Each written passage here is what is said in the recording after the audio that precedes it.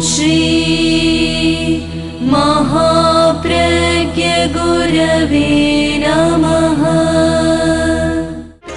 जिसके सांसों में रहता है शाश्वत शांति का स्पंदन, उस महाप्रज्ञ को वंदन, उस महाप्रज्ञ को वंदन। सत्य अहिंसा अनेकांत को अर्पित जिसका तन मन, उस महाप्रज्ञ को वंदन, उस महाप्रज्ञ को वंदन।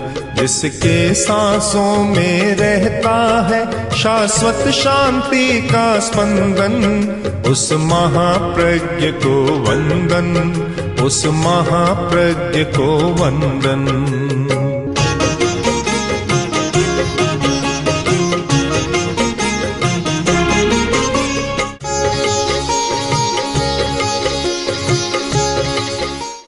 पवित्र भाव रखो। आज की भाषा में सकारात्मक भाव, कोई भी नकारात्मक चिंतन भाव न आए, सकारात्मक भाव, भाव शुद्धि। अब सकारात्मक की व्याख्या कोई भी समझना हो तो आप 18 पापों की सूची सामने रख लें, समझ में आ जाएगा। ये जो 18 पाप हैं, प्राणातिपात, मृषावाद, अदत्ता दान, मैथुन, परिग्रह, क्रोध, मान, माया, लोभ आदि आदि, जो 18 पापों की एक सूची है। जब जब हमारा भाव इन पापों से संपृक्त होता है तो वह नकारात्मक बन जाता है, और जब जब हमारा भाव इनसे वियुक्त होता है, पृथक होता है, तो हमारा भाव सकारात्मक बन जाता है। शायद आत्मा का साक्षात्कार या परम आत्मा का साक्षात्कार, भगवान का साक्षात्कार, कुछ भी कहें, वह इसीलिए नहीं होता कि ये अशुद्ध भाव पर्दा डाल देते हैं, हमें देखने नहीं देते। अगर भाव शुद्धि हो तो साक्षात्कार हो सकता है। अब जहाँ 18 हैं उनमें एक भाव की हम चर्चा करें जो मन को बहुत मलिन बना देता है, भावों को अशुद्ध बना देता है, और वह व्यक्ति को आत्मा परमात्मा से दूर ले जाता है, और उसका नाम है ईर्ष्या। ईर्ष्या बहुत भारी समस्या है। पर सुख दुर्बलता व्यथा अद्भुत कथा कहा है।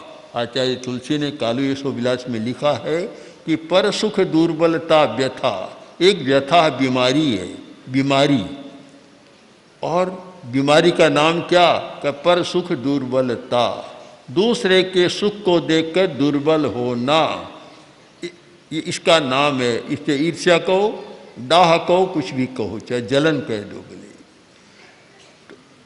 ये व्यथा है, अद्भुत कथा कहा। इसकी कथा बड़ी अद्भुत है। आगे लिखा गया है कि जे माटे खाटे नहीं आयुर्वेद इलाज, तंत्र मंत्र बूटी जड़ी निवड़ी सौ निष्काज। ये बीमारी कैसी है कि उसके लिए आयुर्वेद का इलाज भी काम नहीं देता, और एलोपैथी का एंटीबायोटिक भी काम नहीं देता। तंत्र मंत्र बूटी जड़ियाँ, जितने उपचार है, उस बीमारी को कोई नहीं मिटा सकता। अद्भुत बीमारी है। विदुर नीति बहुत सुंदर ग्रंथ है विदुर नीति का।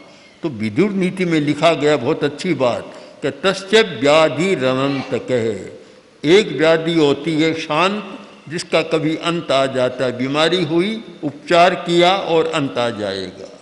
और एक बीमारी है तस्य व्याधि अनंत कहे, कभी अंत नहीं आता, अनंत है। उस व्याधि का कोई उपचार नहीं, कोई इलाज नहीं, अनंत है, कभी अंत नहीं होता, बस जीवन भर बीमारी लागू रहती है। वह बीमारी क्या है कि स ईर्षु पर वित्तेषु, जो व्यक्ति दूसरे के धन से ईर्ष्या करता है, वह बीमारी अनंत बीमारी है, उसका कहीं अंत नहीं आता। ईर्ष्या और स्पर्धा दो चीज़ है। स्पर्धा को तो अच्छा माना गया है। स्पर्धा और ईर्ष्या का अंतर यह है कि स्पर्धा में तो अपने बढ़ने की भावना होती है कि मैं किसी से पीछे न रहूं, दूसरे का अनिष्ट करने की भावना नहीं होती।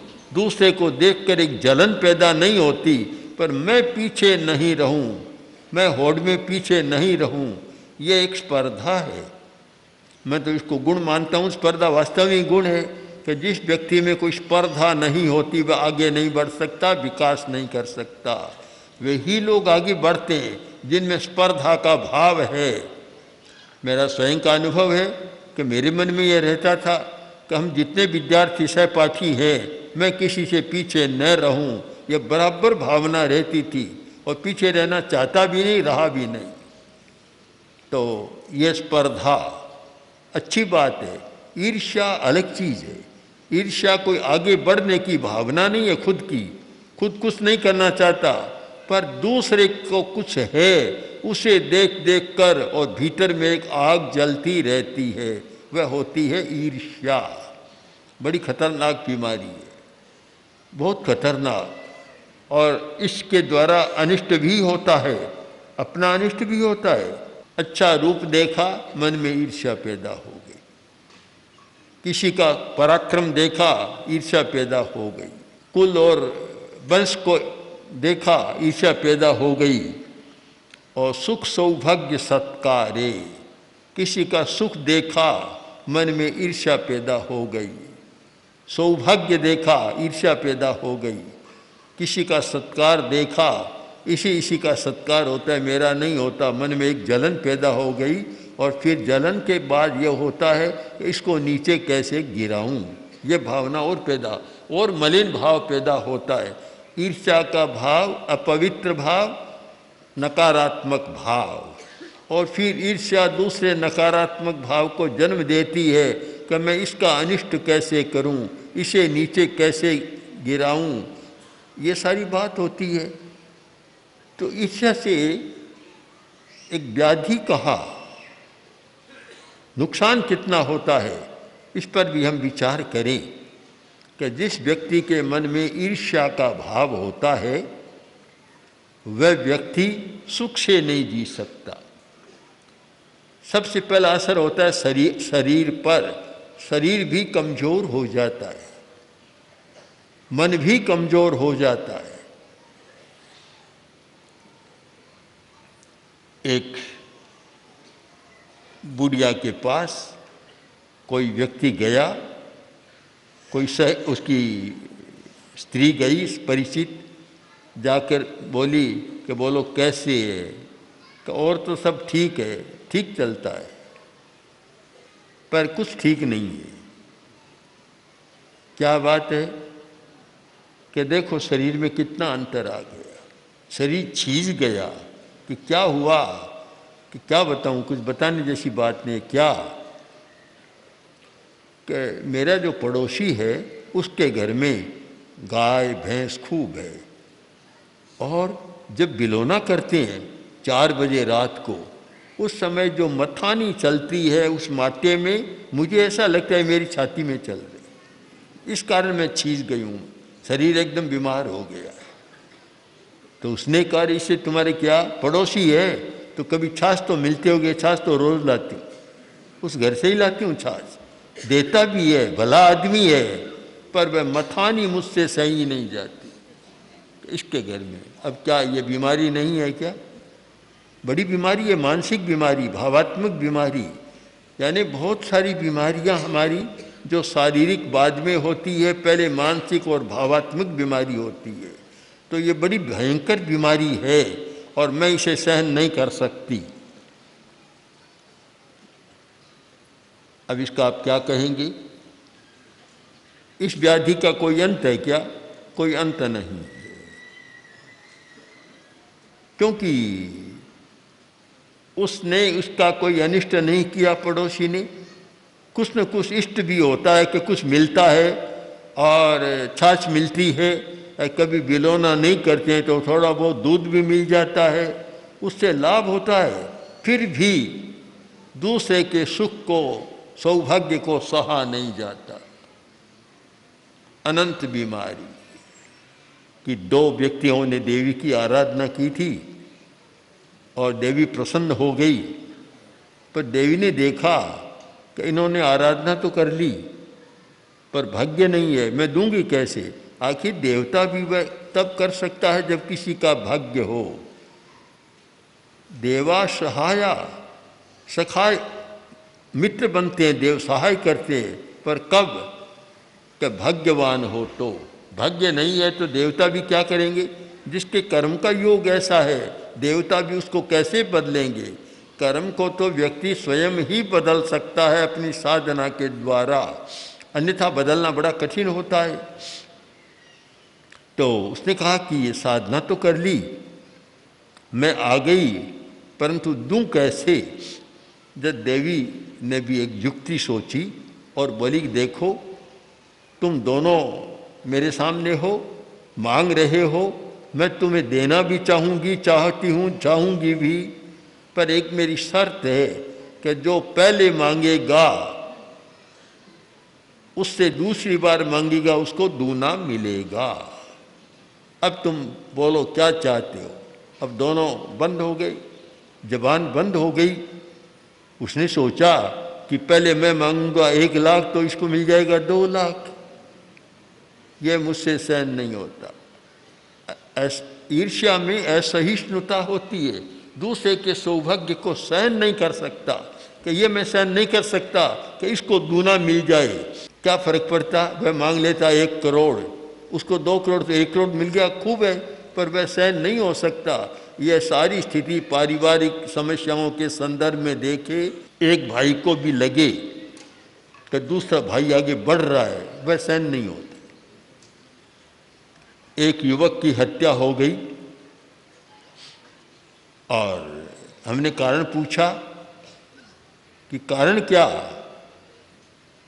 तो कारण यही था कि वह व्यापार में इतना तेजी से आगे बढ़ रहा था तो आसपास के जितने दुकानदार थे सबके मन में ईर्ष्या पैदा हो गई। और एक दिन ऐसा नाटक रचा, उसे बुलाया कि तुम्हारा स्वागत करेंगे, कहीं दूर जंगलों में ले गए और फिर कभी वह आया ही नहीं वापस, हत्या हो गई उसकी। अच्छा युवक होनहार था, अपने समाज का ही था, पर इस प्रकार हो गया। ये सारा क्यों होता है कि दूसरे को सहन नहीं कर पाते कि ये क्यों बढ़ रहा है। तो देवी ने कहा मांगो, पर वह एक दूसरे को सहन नहीं कर रहे हैं, कोई बोलता नहीं है। तब देवी ने कहा देखो मैं ज़्यादा नहीं ठहरूंगी, मांगना हो तो मांगो, नहीं तो मैं जा रही हूँ। अंतिम चेतावनी दी। तब एक व्यक्ति के मन में एक और भाव पैदा हुआ। बिल्कुल ठीक बात है कि अशुद्ध भाव को जन्म देता है, नकारात्मक भाव को जन्म देता है। यह सब नकारात्मक भाव का परिणाम है कि उसकी परंपरा चलती है, उसका भी वंश चलता है, आगे से आगे चलता है। तब एक ने सोचा कि देवी जा रही है और हम क्यों करें, और ये बड़ा नालायक है, नहीं मांग रहा है पहले, अब खुद नहीं मांग रहा है, वह तो ठीक है, वह नहीं मांग रहा है साथी, उसको नालायक करार दे दिया, तो इसको भी मैं मजा चखाऊं। अब देखिए ईर्ष्या का परिणाम क्या होता है कि उसको भी मुझे मजा चखाना है, और आवेश में आ गया और नकारात्मक भाव प्रबल हो गया। तो फिर बोला कि तुम बोलो मांगो या नहीं मांगो, देख लेना, या तो मांग लो या नहीं तो फिर मुझे मत कहना कुछ। उसने कहा मैं नहीं मांगूंगा, तुम मांगो। तो उसने देवी से कहा कि ये मुझे एक वरदान दो कि मेरी एक आंख फोड़। देवी ने कहा तथास्तु। 2 आंख वाला 1 आंख वाला बन गया, काना बन गया। अब वह घबराया। देवी ने कहा तुम तैयार हो जाओ। बोला कि माँ ऐसा तो मत करो, कि देखो मेरा तो वचन है कि जो पहले मांगेगा उसे दूसरी बार मांगने वाले को दूना मिलेगा। अब इसमें फर्क नहीं पड़ सकता। बस दोनों आंखें समाप्त। अब इस सारी कथा का हम विश्लेषण करें तो पता चलेगा कि ये नकारात्मक भाव या पापात्मक भाव, अशुद्ध भाव किस प्रकार अशुद्ध भावों की एक श्रृंखला बना देते हैं। आगे से आगे एक के बाद एक अशुद्ध भाव आते चले जाते हैं और व्यक्ति अपने ही जाल में फंस जाता है। बहुत जटिल प्रश्न है ये हमारे सामने कि हम कैसे बचें। इन नकारात्मक भावों से कैसे बचें, और उनमें एक ईर्ष्या का काम भी बड़ा जटिल है, कैसे बचें। ये व्याधि, इसका उपचार कैसे करें, अनंत बता दिया। व्याधि तस्य व्याधि अनंत के, अनंत व्याधि है, इसका कोई अंत आने वाला नहीं है। नकारात्मक भाव के द्वारा किसी नकारात्मक भाव का उपचार नहीं किया जा सकता। इस व्याधि को कभी नहीं मिटाया जा सकता। इसको मिटाने का उपाय है सकारात्मक भाव। सकारात्मक भाव, सकारात्मक भाव का एक प्रयोग है प्रमोद भावना। प्रमोद भावना बहुत महत्वपूर्ण प्रयोग है।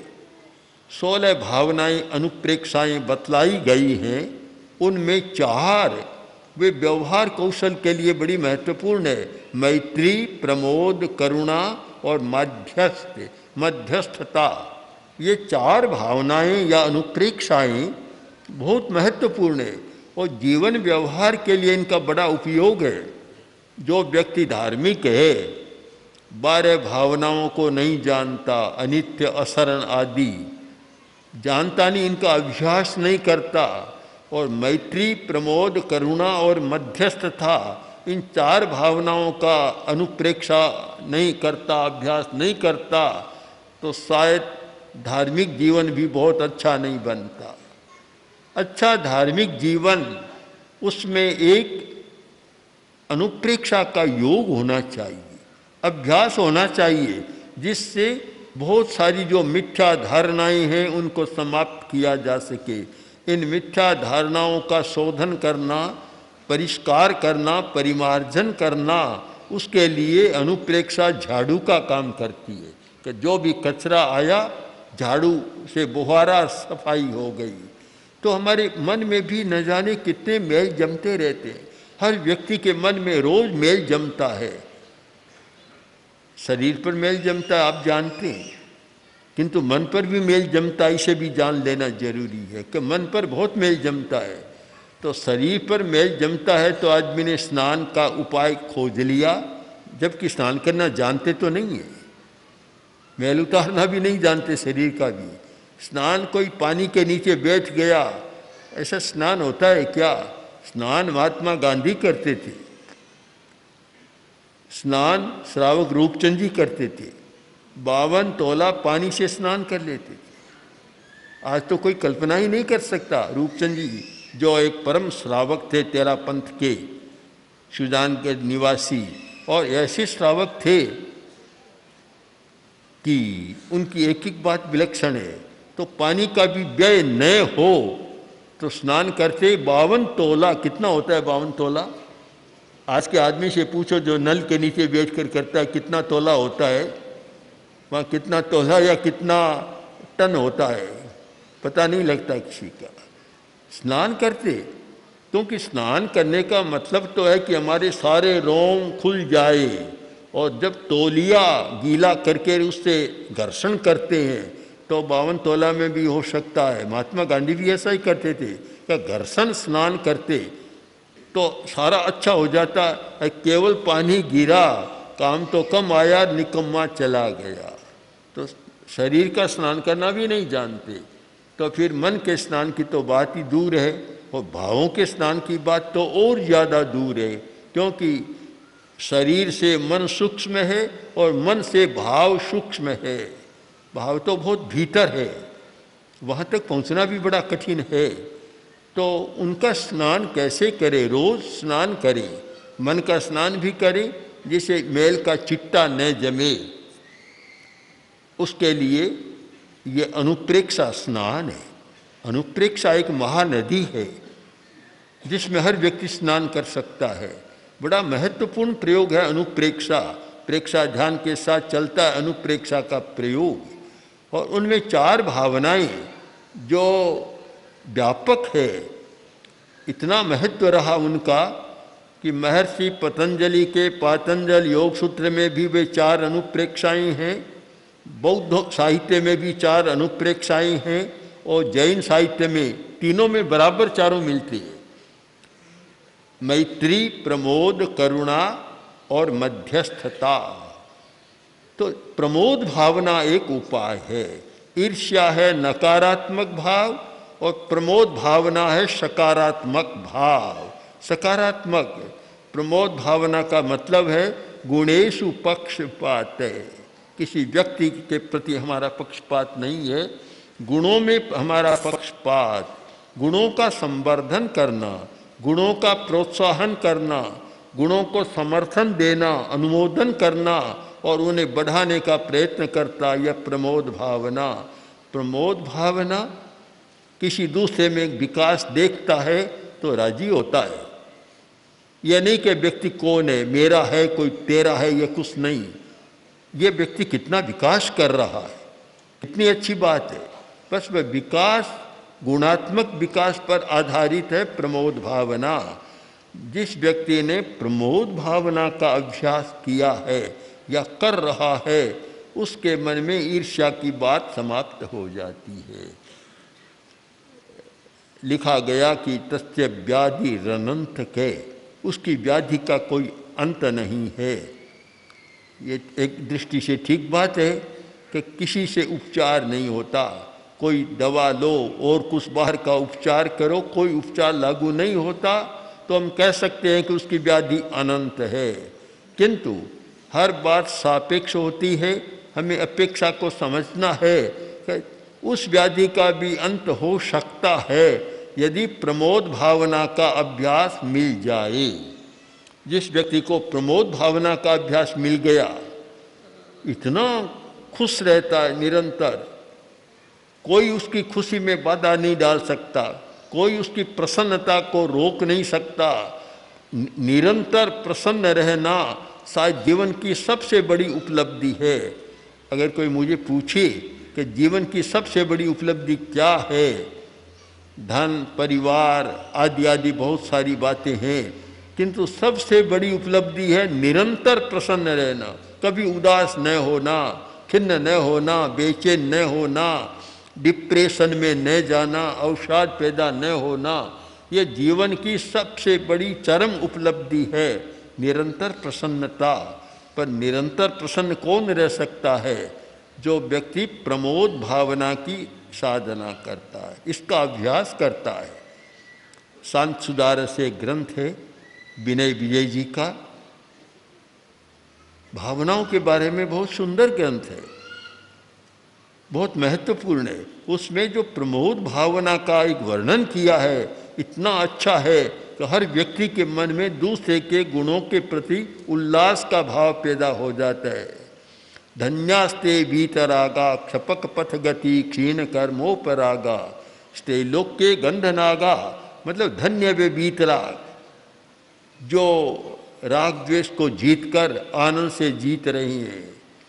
और प्रमोद भावना में जहाँ ये कहा जाता है कि जिह्वे प्रवि भवत्वं सुकृति सुचरितो चारणे सुप्रसन्ना भूयास्ता मन्य कीर्ति श्रुति रसिकतया मेद्य कर्णौ शकर्णौ भिक्षान्य प्रौढ़ लक्ष्मी दुक्त मुपचिनुताम लोचने रोचनत्वं संसारेस्मिन् न सारे फलमिति भवताम जन्मनो मुख्यमेव। जब प्रमोद भावना का विकास हुआ, उस समय आदमी बोलता है। किससे बोलता है? दूसरों से नहीं, अपने आप से बात करता है।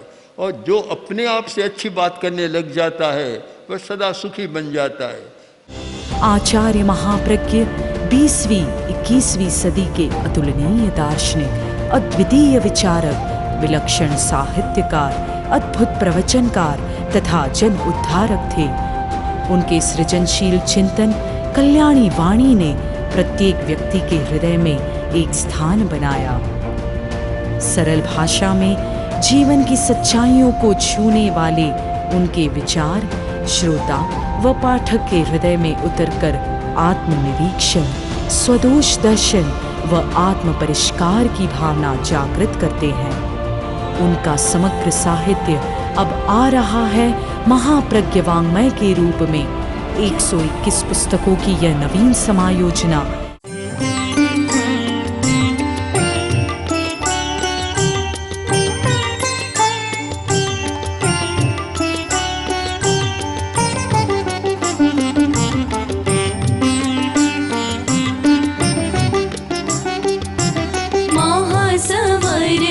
महाप्रज्ञ गुरुवै अर्घ्य आस्था काय चढ़ाए अमल ध्यानी विशद ज्ञानी अमर है तेरी ऋचाए महासमर महाप्रज्ञ गुरुवै अर्घ्य आस्था काय चढ़ाए।